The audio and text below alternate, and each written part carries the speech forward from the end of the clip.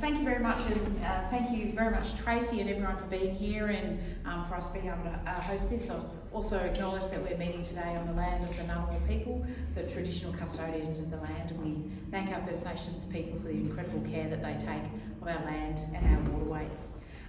My name is Anne Kirwan. I'm the CEO of Marymead CatholicCare, and we are very excited to be here today to accept the support from Homes for Homes and our new housing initiative. We have actually applied a number of times for Homes for Homes, and this is the first time that we have been successful, so we are even more excited about the opportunity to work with this great initiative and Homes for Homes. As Tracy mentioned, over 122,000 people in Australia sleep rough every night. They are homeless.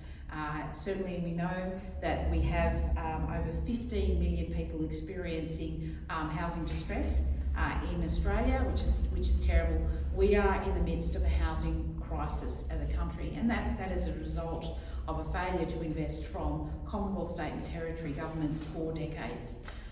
As a community and as an organisation, we have to respond to this crisis. In the ACT, we have some of the highest medium incomes, but we also have the highest rates of rental distress in the country. So we know that there is significant pressure in our community relating to housing, accommodation, and obviously the results there in terms of homelessness.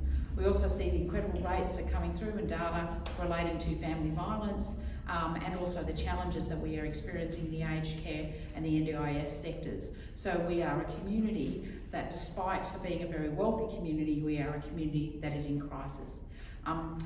Working with Homes for Homes provides us as a community organisation an opportunity to respond to those challenges that we are facing relating to housing and homelessness. In the ACT, the waiting list for accommodation for government housing is over 3,000 people. If you are homeless, you are on a waiting list for 9 months. If you are not homeless, you wait over 5 years to be allocated housing from government. So the waiting lists really make it impossible for people to be able to be safely housed quickly. And we are hoping through the Homes for Homes support that we can make a difference in that space. And as I said, this initiative, we've been working on this model with Graham now for over 6 years, and it is only with support with partners like Homes for Homes, and obviously the incredible initiative with Denman Prospect around sellers and buyers, that we are able to get financial assistance to help us get these projects up and over the line. The grant that we're going to receive today, which is here, and we'll be taking it and running with it, it's going to help us enormously in the construction of our new multi-purpose houses. And our vision is to create truly multi-purpose, adaptable housing that will ensure that we can respond to both current and future client need and services in the ACT. And these houses will provide support in terms of supported independent living for people who have a disability or who are aged. It will provide respite care to children with a disability, families escaping domestic family violence, clients who are exiting from out-of-home care, people experiencing homelessness, and many, many more needs. So we will have adaptable housing that will allow us to respond and move and change who we provide accommodation and support to over time.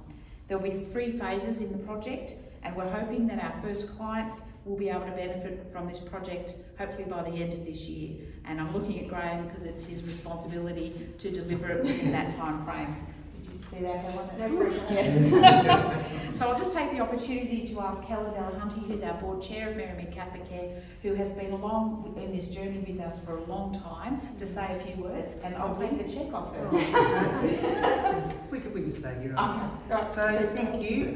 Thanks Anne and thanks Tracy. As you said, it's a real privilege to be able to be here to receive this funding, but it's, you know, the working community is very hard work, as we all know. The board and the Archdiocese are thrilled to bits to be able to be in partnership with Homes for Homes, because it's every single day is tough out on the hustings, and we work really hard to be able to do what we do, and any help we get is extraordinarily well received, and so we're thrilled to bits. The Archdiocese and the Marymead CatholicCare can't do it without our partners. You're now our partners, so we love you, and thank you very much for doing what you're doing today. Thanks. Over to you, Anne. Thank you.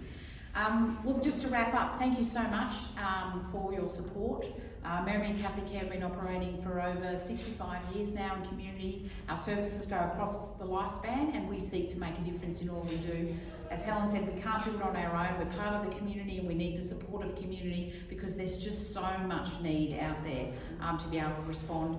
And the funding from Homes for Homes and the ability for us to be flexible and to be able to pivot as needs change is just so important, because what's happening now, hopefully we will see changes and impacts of our services. In 10 years the need will be different, and a flexible, a multi-purpose, adaptable model will enable us to just pivot all the time and change as we go. So thank you very much. We really appreciate it. We particularly appreciate Tracy, who's been in contact with us as we've also changed our model and tried to respond. And thank you for finally we get across the line, and we're really grateful. Thank you. Thank you. Thanks everybody.